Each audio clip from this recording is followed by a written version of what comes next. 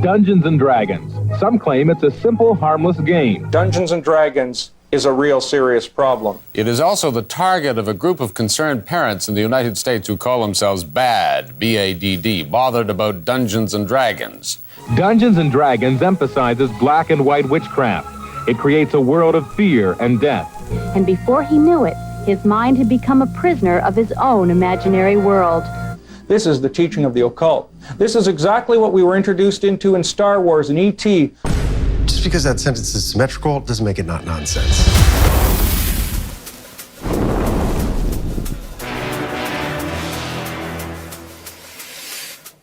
Hi, welcome to Bomb Squad Movie Night, episode number 112.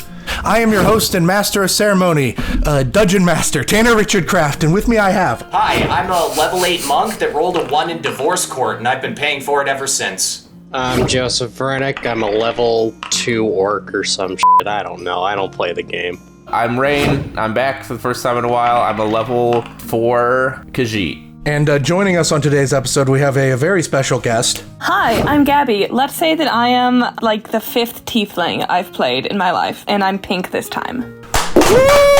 Yes! Gabby, what do you do? Plug something. I am a writer. Currently don't have anything, like, published, but, like, I'm also funny, so, like, follow me on Twitter or something, gabgab323. It's true. She's a very funny Twitter follow. Today, we're doing the latest sensation hitting the nation and the best Guardians of the Galaxy movie since Guardians of the Galaxy Volume 2, Dungeons & Dragons Honor Among Thieves. But before we get into our thoughts on the movie overall, I kind of want to get everyone's thoughts of what is your history with Dungeons & Dragons. Austin, we're going to start with you. My history with Dungeons & Dragons is about as exciting as a Jehovah's Witness birthday party. I used to be part of a campaign before COVID, but I never felt like I got the hang of the game enough to contribute anything like too funny or awesome to the campaign. Like, I'll hear stories of somebody rolling an nat 20 and one-shotting a boss that the DM has been building up for like months, and I'll just think, gee, this is practically Shakespeare compared to the stuff that I'm bringing to the table. I'm pulling weak shit like naming my character Barack Obama and like wasting battle rolls to protect a chicken. So whatever, I don't excel at structured fantasy improv, but I do know a lot about movies. And for today's episode, in addition to the recent reboot, I also watched that fucking abomination that New Line Cinema put out in the year 2000, and much to my surprise, that campy piece of shit actually helped me gain some insight into Honor Among Thieves. You don't like that, do you? Good. I can use every ounce of your rage. More on that in a minute. Back to you, Dungeon Master Tanner. Joe, another person who has told me they've never played before. What say you? I have never played this fucking game before in my life. I've always wanted to, but it was way too fucking nerdy for kids in Iowa, so I knew 0 people who even wanted to fucking play it. All I was stuck with was the masterpiece. Austin's been disparaging it. The so bad it's good classic, the Dungeons & Dragons movie from New Line Cinema. That thing is a damn masterpiece. I will not have you poo-pooing that. You'll pay for that, boy. Do you really think you can steal my destiny? I've watched that film countless times. It has brought me so much joy in my life. I should probably watch it again. I've been having a month. I can acknowledge it's not a good movie, but I have so much damn fun watching that thing. We might want to do something separate on that at some point, because I think it's worth talking about. Back to you, Tanner. It's not. Rein! F*** you. How about you? So I guess growing up, you know, like when it comes to video games, like I love RPGs. They're probably my go-to genre. I say that now. I just remember there's going to be people in the comments being like, oh, I bet he's never played Daggerfall, or I bet he's never played... Leisure Suit Larry.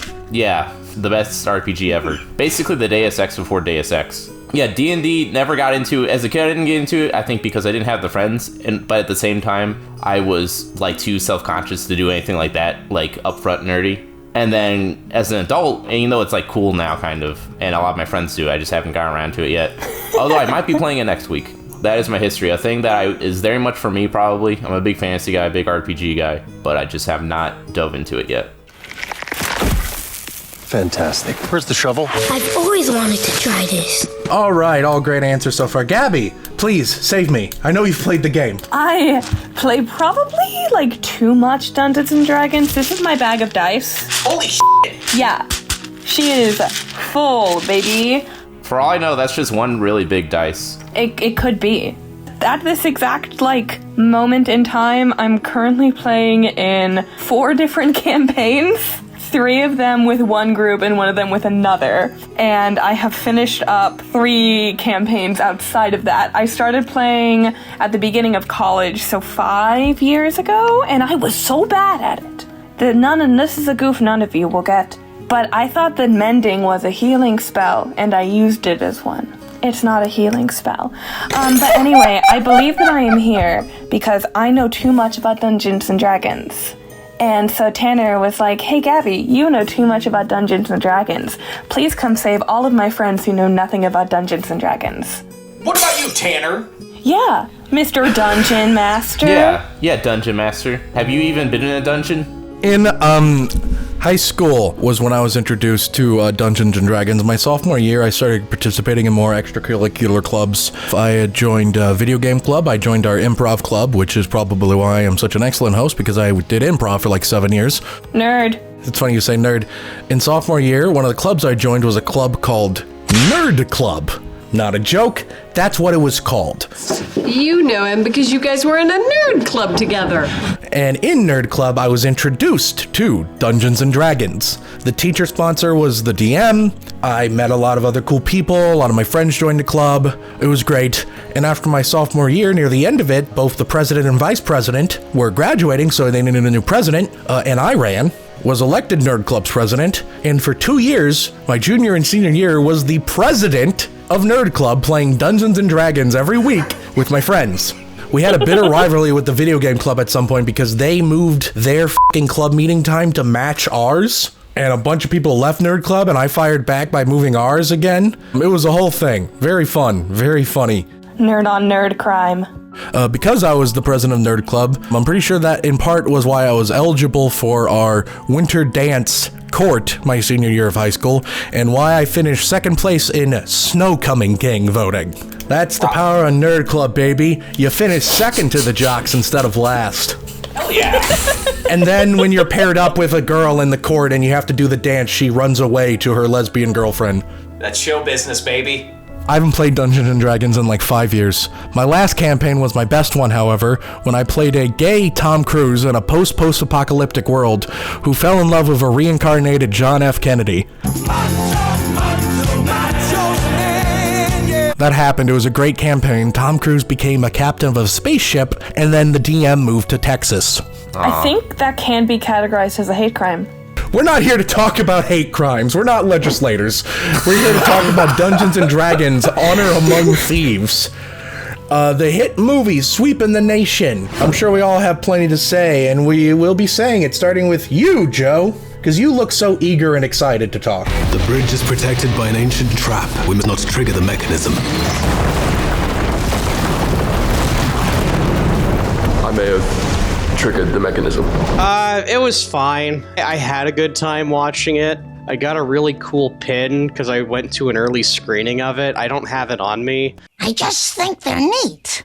I think my biggest issue overall with the whole film, though, is it pokes fun at itself a little bit too much for my liking, which, don't get me wrong, for something as nerdy and goofy as shit as Dungeons and Dragons, having that, certainly helps. But I think there needed to be more characters in it that took that world deadly seriously, which is why, my favorite character in the film was probably, he wasn't an elf. What was he? He was a paladin, Rege-Jean Page. He plays his role deadly seriously and is the best character of the whole film, and I wish that there was more of him. I understand why there wasn't more of him, because he's just too fucking good. The movie would have been over if he stuck around, but I think it just got a little too far into the comedy, and that's probably what you get when you hire comedy directors. But what we got, I can't exactly complain about. The set design's pretty good, even though it is kind of distracting at one point because I'm pretty sure they filmed at Hogwarts. The action's fun, the effects are fun, the performances are fun. It's just a fun film. Great stuff, Joe. Rein, you saw it with me. We are the ones that saw it before everyone else. Yeah, it kind of makes us the true dungeon masters of this whole thing in a way, if you think about it. Man, I'm going to be so original right now. Hey, is this Guardians of the Galaxy with fantasy? Yeah, it basically is. So if the short version of my review is, this is like one of the more solid MCU movies. If you inherently hate the formula of a Marvel movie and just can't stand them, then you're not going to like this. If you like them but just don't like them when they're not great, but you like them when they are great, you'll probably like this. Which is to say, it's a light, breezy action comedy with high fantasy flavor. As someone who, I don't know, in my head, I see myself as Mr. Hates Quips because of just how much that style of humor is just everywhere these days. So it's kind of made me kind of sick of it. But for whatever reason, it worked for me here. I can't quite put my finger on it. It might just be, it was just pretty sharp, which is surprising because I wasn't really a big fan of the creative team's last movie, A Date Night. That movie did not work for me. So close. Game night. Both of them, not a great time, in my opinion. 3 bags of Tostito scoops, I notice.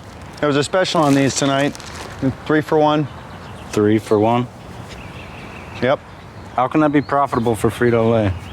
But this is a good time. I guess another thing is I'm very much predisposed to liking every single heist movie ever. It's almost impossible for me to dislike a heist movie. I don't know if there is a heist movie I've seen that I dislike. And same to a lesser degree with fantasy, to a much lesser degree. I'm a big fantasy boy. So those two things together in a movie, I'm kind of pre-programmed to like it already. In fact, so much I actually was quite upset at this movie existing because I came up with an idea for a high fantasy heist movie in college, and I was like, oh, I should do that someday. And then I haven't done it, and because I didn't do it, someone did it before me, and now I'm angry at them it's their fault that they put work in that I didn't put work into. Good movie. Back to you, Dungeon Master. Great stuff, Rein. For the record, there will be no shitting on game night in this house. Mm-hmm. I mean, you shitting on game night. How can that be profitable for Frito-Lay? Gabby, what did you think of the movie?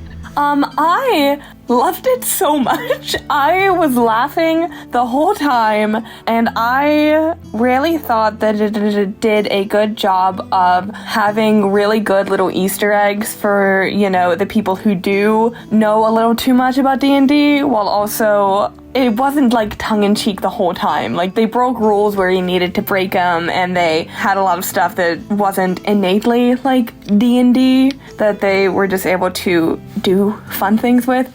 The higher the intelligence of the prey, the more likely they are to strike. I think that they walked the line really well so that it was reachable, but also the big D&D fans had a grand time, and I just really loved it. My only complaint is that it wasn't gay enough, and in that I mean it wasn't gay at all whenever D&D is incredibly gay. It is. As a general rule, I have a deep and unabiding love for Chris Pine since I was about 10 years old, and also I really like Rege-Jean Page because Bridgerton, and I really love Justice Smith because of Detective Pikachu. So the cast was in my favor. Oh, I do have a secondary complaint, is that, and I get why they did it, but Doric the Tiefling, played by Sophia Lillis, it was big lame that she was just a white girl. Tiefling can be a Crayola box of colors, baby. I have played a red one, a purple one, and a blue one, and it's great. It was a budget thing. They did some tests to see if they could make her a certain color, but it was too expensive. I know what you're saying here, Gabby, but for some reason you saying, I've been a red one, I've been a blue one, it's just reminiscent of people being like, I don't care if you're red, green, black, white. Even though you're making the opposite point. Oh no. If only they had that Guardians budget and could make somebody a color. Maybe if we get another one. Finally, color. But yeah, I loved it. Back to you, Senor Dungeon Master. Damn it, you were so close. Austin, go. Before I crack this baby right open, as the clerics like to say, I have some startling news. So, Honor Among Thieves has been in development since 2013, a year known to the elves as the golden age of Macklemore. And after some phone calls and several nat 20s on persuasion checks, I discovered that every episode of the Netflix show Stranger Things was actually viral marketing for this movie. This goes all the way to the top. We've been unwittingly getting geared up for this movie for 7 years. This makes that creepy lady smiling at the baseball game look like child's play. The details of the conspiracy, now a matter of public record, were at that time impossible for us to apprehend.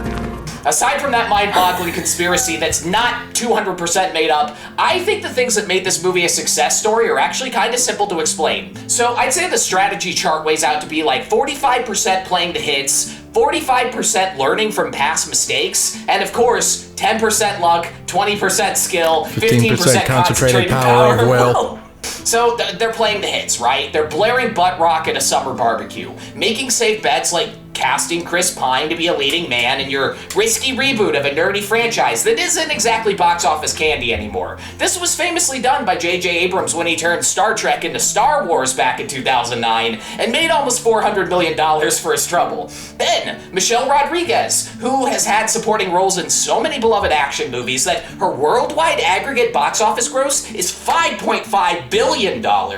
You get the Amy Adams clone that they used in the It movies, the main guy from Detective Pikachu, fucking Hugh Grant. At this point, we're figuratively like blaring Stairway to Heaven while driving 90 in a 30. Then, learning from past mistakes. Two things come to mind. The original Dungeons & Dragons film, and of all things, the MCU, which the two directors have contributed to back in 2017 when they wrote the story for Spider-Man Homecoming. The MCU lesson comes in two parts. One, they made a movie that stands on its own even if the reboot doesn't spawn a franchise. And two, they don't make smarmy, shitty meta jokes about how unrealistic or nerdy the material is. This isn't Love and Thunder, this isn't Quantumania, shop for irony elsewhere. And then, the old Jeremy Irons movie. The lessons learned from that could fill up a fucking school bus. It's almost like the old movie is like an upside-down roadmap. All these guys had to do to succeed was do the exact opposite of what the old movie did. Like, for example, one, in the old movie, protagonist hero guy is constantly like sent off on solo missions for no reason. Only you were meant to pass. Wow. This task, they must complete alone. Wow. And in this movie, they keep everybody together as much as possible. Two, in the old movie, they nerf every character except for Hero Guy to an insane degree. Like, the main woman in the party goes from apprentice mage in the beginning to literally crawling around on the floor, helpless. Meanwhile, in this movie, the women kick a consistent level of ass and never randomly lose their ability to do combat. Cannot stress this enough. Number three, and this sounds crazy to anyone who hasn't seen the movie, this movie, the new one, does not have a black person who's directed to act like they're in a fucking minstrel show. All the black characters in this are very cool and normal. Four, in this movie, when they kill off a member of the main party and bring them back at the end, they actually show us the character coming back. Unlike the old movie where they say they're reviving Marlon Wayans, but then everybody turns into Tinkerbell fairy dust and the credits roll. Those are the biggest ones. You can hear my entire list of changes if you follow the link to the video below.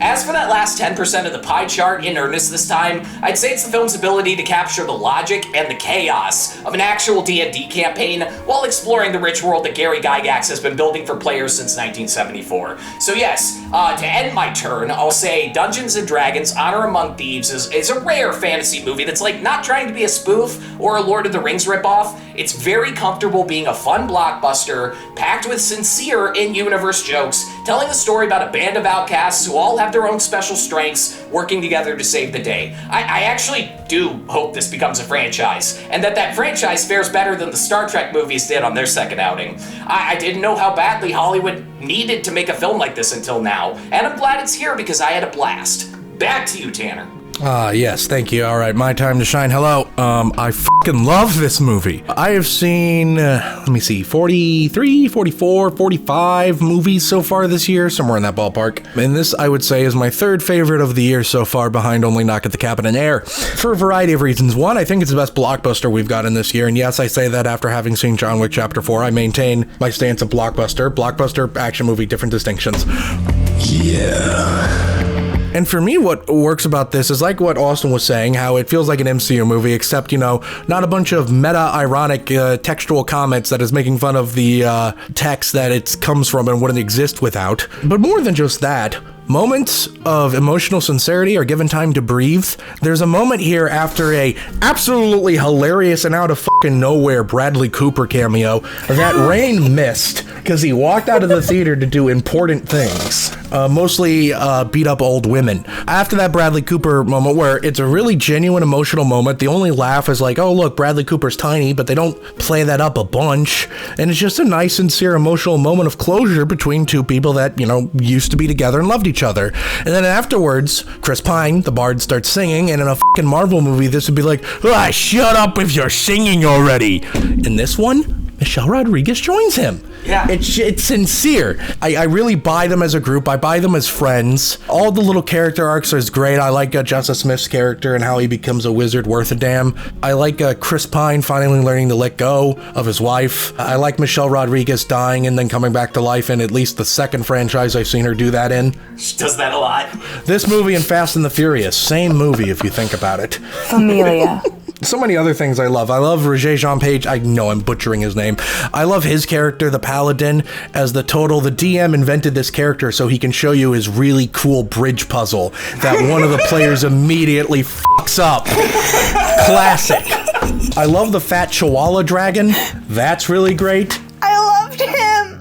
I love how this movie does the impossible. Make me want to punch Hugh Grant in the face because he's a smug bastard. I usually find Hugh Grant to be charming and heartwarming, and call me Hugh, my phone number is This information has been redacted by the editor. Please, I'm free on Tuesdays. But in this movie, I actually wanted to punch him in the face because he plays a perfect fucking douchebag.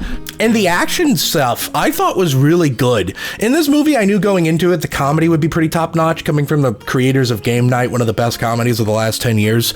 So I was expecting lots of laughs. What I wasn't expecting was just the really great action set pieces. That was really nice, and it really added to what I thought was an overall fantastic picture. And that ending moment near the end where Chris Pine does let go of his wife and brings Michelle Rodriguez back to life, I really loved it. It even earned the fucking stupid montage of why the characters are doing this thing. It earned it because it was just played with absolute sincerity. It's a great movie. You should check it out so it can become a franchise, and we'll have more to say about this great movie after this brief commercial break. Be-whoop. I have spells. I'm going to fly. You don't have enough points. I am the maze controller. And I have absolute authority in this game. Game? Game. Game? Game. Game? JJ, what am I doing here? Game. Hey guys, have you ever wanted to watch a movie but have all the movie be compressed into really thin strips of color and then have that as a still photo that you can have it hung up in your room? Well, if so, then moviepalette.com. Yep, that's the ad. I guess Rein did the movie palette read now. Yeah, moviepalette.com. Enter code SQUAD15 at checkout for 15% off your order, and you can get a movie palette like the one behind me. Back to the show. General discussion. I have something I need to discuss with you guys. I'm pregnant. No. So, I'm actually Gregnart. When I was watching the movie of Rein, I made him stick through the very end of the credits because I thought this movie was going to have an after-credit scene that would have been such a fucking gimme, and I was surprised it didn't have it. I liked the one we had, but I thought after the credits, and maybe you guys will think I'm wrong, I think Rein agreed with me, I thought it would have been a perfect after-credit scene with, after the credits, it's all of the actors in plainclothes in some basement sitting around a table actually playing D&D. Am I crazy here? It definitely would have been very funny, and I was also slightly expecting it. However, consider no bitch makes a D&D character that looks like themselves. Okay. One funny note is that I think one of the screenwriters for this movie was the director of the Lego Movie, a movie where something sort of similar happened. Gabby, on that note, you're right. Nobody makes their characters look like themselves. So if it was just a completely random, unrelated group of actors playing the characters, funny. but slightly similar. Like Chris Evans was playing the Chris Pine character. That would have been so funny. Or Amy Adams was doing the Sophia Lillis character. Yeah. Like something like that. They have the guy who plays Anthony Bridgerton from Bridgerton play the Paladin. They could also just pull a Spy Kids 3 and have all the people look like lamer versions of the actors. They could have also pulled a Spy Kids 3 and just had an entire scene where 3 different versions of Sliced Alone talk amongst each other. Do you think God stays in heaven because he too lives in fear of what he's created? My audience had a really good time with this. What's everybody's favorite joke in the movie? Or favorite just, funny part? My favorite joke was at some point in the movie, I think Sophia Lillis' character said something like, and then who among us? And then I went to lean over to Rein to go, among us? No. And then the random 17-year-old girl 2 seats to the right of Rein beat me to it. Out loud just went, among us? And I went, oh, god damn it. I'm a teenage girl. My favorite joke, without a doubt, was when they flew off, for their whole escape plan, and then the guy's like, we approved your pardon! I had 2, and 1 is just the name Jarnathan, because I'm fucking obsessed with Jarnathan. And Jarnathan is absolutely an homage to the thing that always happens whenever you were dungeon mastering, which I have done. And that's whenever somebody asks you, you're talking to a character, and they're like, oh, well, what's your name? Then you have to pull a name out of your rectum. One time I named a nobleman Jeff Plaid, because my basic name that I come up with always is Jeff, and my friend was wearing a plaid shirt, and then they murdered Jeff Plaid. It's the P-tier Griffin gag. That's fucking awesome. And then my other favorite joke was whenever they were talking to the corpses in the field, they were doing Speak with Dead. And then the first one, I kind of wish they hadn't made the first one a TikTok ad, so I'd seen it 7 times. But the thing of it is, whenever you're playing and you use that spell, which I have used a lot because I play a lot of clerics, and clerics are what get it normally. Anyway, you always lose track of how many questions you have, and you inevitably run out of questions, or you ask them an inane question to use up the rest of the questions. That was one of the moments in this thing that was oh, these writers have played a lot of D&D. Since their days of being on Freaks and Geeks, they've been playing a lot of D&D. So funny. Fatboy Dragon and the OP Paladin walking over the rock. They're like, is he gonna go left? Is he gonna go right? And this motherfucker walks right over it. Apparently that was improv. It was the narration. It was Chris Pine narrating it that sent me. This movie, I think, solidifies Chris Pine as the best Hollywood Chris. Fake fan. Chris Pine has had my heart since Princess Diaries 2. To get back to my love of heists, there's still a good movie in here, even if it wasn't a comedy. It's a fun heist. They're playing with the mirrors and having to use the portal gun. That spirit of outwitting the opponents of using just physical force. That spirit that comes kind of with the heist genre. They even continue that with defeating the evil witch, which I think was really fun. How the bit where the money's coming out of the guy's mouth from the big parachute. Them saving the town by just using their greed, and then just handcuffing the lady when she that's really clever. It's really fun. I think the thing that made you laugh the hardest throughout the entire screening, Rein, was not but we already approved your pardon. It's when they used the portal gun and I leaned over to you and said, now you're thinking with portals. Because it's oh, they literally are. It literally is just a portal gun. This is it. This is the best we get. It's like how Akira fans only have Chronicle. This is the Portal movie now. I've never heard consistent terminology for this, but you folks know when a movie starts sending a camera through fucking doors and windows using CGI. Like David Fincher made this kind of thing really popular with stuff like Fight Club, and he's one of the best in the business with doing it in a way that doesn't look stupid. But this movie had a lot of impossible CGI heavy shots that fucking rule. Like when Doric is escaping from the castle and shape-shifting the whole time. Oh, that was so good. That kind of stuff usually looks bad, but this movie nailed the CGI in a lot of places, even while using a lot of it. And unrelated to CGI, but that bit with her wild shaping into all the animals. Oh, the oneer! Yes! That's one of the things that they did that they fully changed, what is possible in D&D, because unless you're a very max level archdruid, you are unable to wild shape more than twice a day. And so, she wouldn't have been able to turn into the fly and the mouse, and that's it.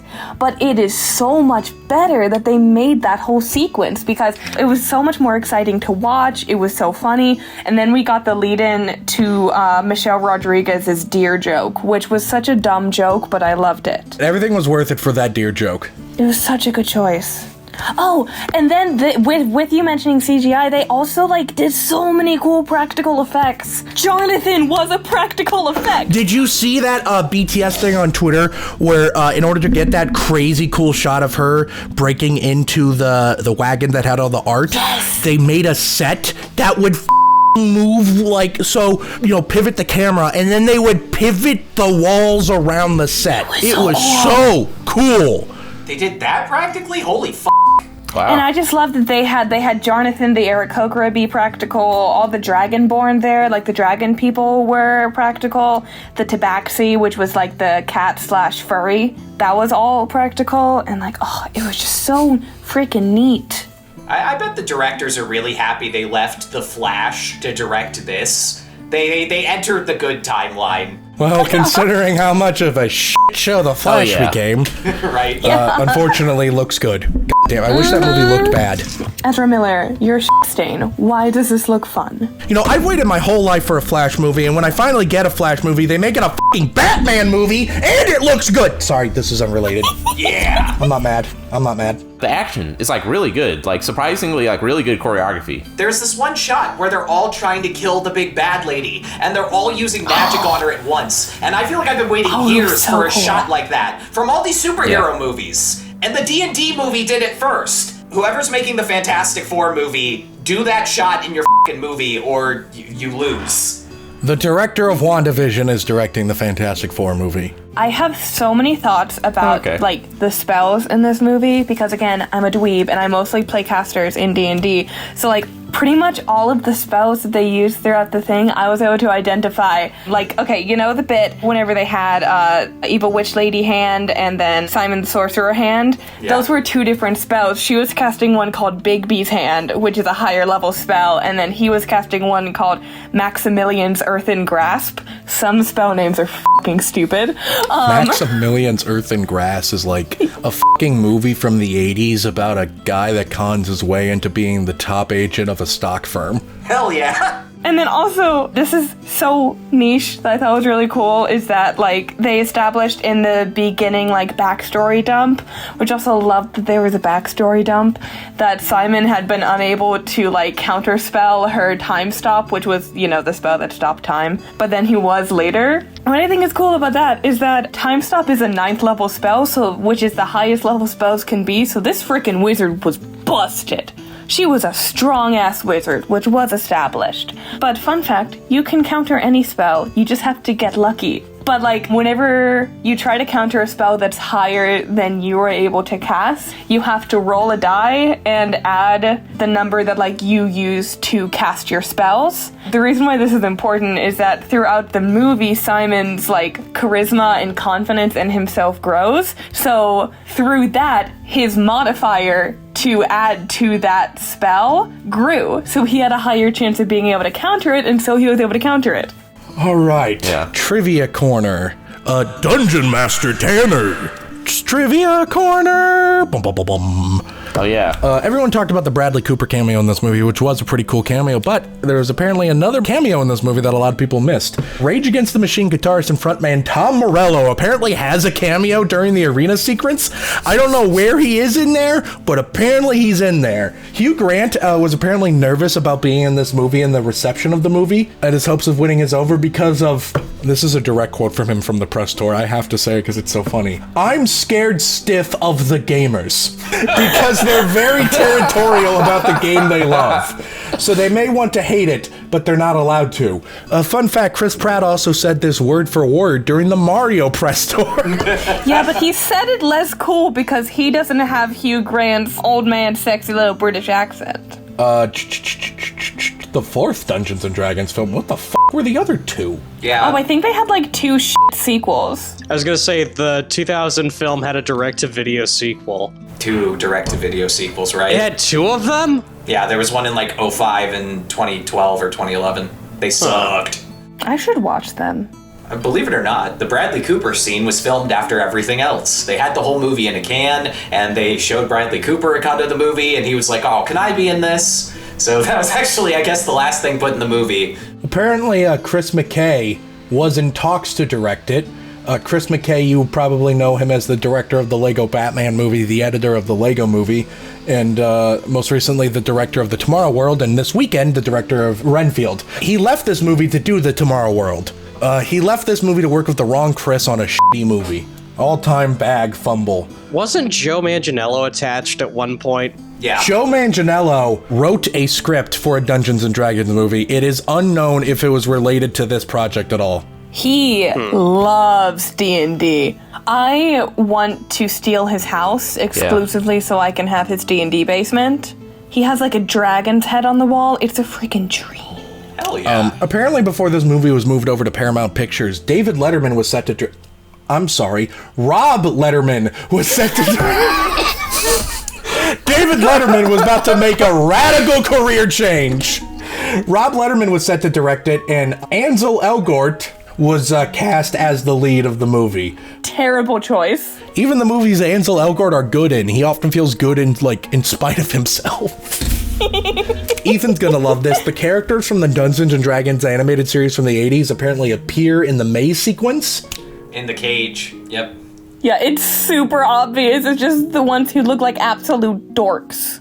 This film continues Michelle Rodriguez's inexplicable streak of dying on screen only to be resurrected. It's happened in 4 different franchises. It doesn't specify what the other 2 are. This is why Michelle Rodriguez declined to come back for Way of the Water. Jesus. I'm dead. She's like, I can't keep doing it. I can't keep dying. They can't keep getting away with it. They should have Michelle Rodriguez and Sean Bean be in a movie, but neither of them die. I agree. All right, let's move on to final thoughts, everyone. Austin, we'll start with you. Clearly, this is the work of Satan, influencing today's children to roll dice and pretend they're monsters. And as always, Satan is great at making art. Amen. Damn straight. Rein, how about you? I'm pretty dang good at everything you would want from a big, blockbuster crowd pleaser. I was not disappointed. This was well dungeon mastered. This is your favorite movie of the year and also least favorite movie of the year, is that right? It's the only movie of the year I've seen, I think, technically. Joe, what are your final thoughts on the movie? Movie good. I didn't have much to say. Obviously, I was pretty quiet throughout this, but to quote Billy Bob Thornton in Bad Santa... Well, they can't all be winners, can they? Sometimes movies are just candy corn in an advent calendar, so yeah. Gabby, your final thoughts? I have a deep desire for there to be approximately 17 more movies. Period. Just movies. Yeah. Once we have 17 movies. more movies, we can stop. That's it. It's just 17 more movies. But no, I do have a deep desire for there to be just approximately 1 million more Dungeons & Dragons movies. Again, I'm definitely entirely unbiased, and I also dearly, deeply look forward to one of my DMs just putting all of these characters into his game as NPCs, because I know he will do that. Mostly so I can flirt with Chris Pine. The Dungeons & Dragons movie is an excellent film. It's an excellent blockbuster full of pretty good emotional moments, excellent comedy, and action sequences that make you go, yeah! The casting is great. It's like the best ensemble cast of the year, honestly. Everyone in it is hot. Chris Pine is dreamy. But, you know who else is dreamy? Who? The person watching / listening to this episode of Bomb Squad Movie Night. Why did I go back to the fucking Benoit Blanc voice? Listening on any of the audio platforms we're on. Thank you oh so very much for listening. We really appreciate it. Go ahead and leave us a review. It helps boost us in the algorithm or something. I don't actually know what it does, but if you leave one, I'll find it and I'll read it and it'll boost my ego. And if you are watching this on Spotify video, we hope you enjoyed this uncensored edition of Bomb Squad Movie Night. We can say If you're watching it over there, how about you mosey on down over to our Patreon and give us money and shit. I swear to God, we're gonna have like actual credible rewards. I have a plan. I'm already working on stuff. And if you're watching this on YouTube, thank you oh so very much for watching. How about you go on down to the comment section below and let me know, do you play Dungeons & Dragons? What did you think of the movie? Do you think the movie was a fun adaptation of Dungeons & Dragons? Did you like it even if you haven't played? And should Bomb Squad Productions start a show where we play Dungeons & Dragons? Comment below and let me know. The first person that gives me an answer, we're committing to what you say. Oh no. That means you, Death Machine Star. And while you're down there, go ahead and hit the like button so we know how much you like us. Hit the subscribe button so we know how much you love us. And hit the bell icon so you know exactly when we upload new videos. Tune in next week when we do the Super Mario Brothers movie. Woohoo! Let's go! We'll see you then. Bye! Bye. I have spells.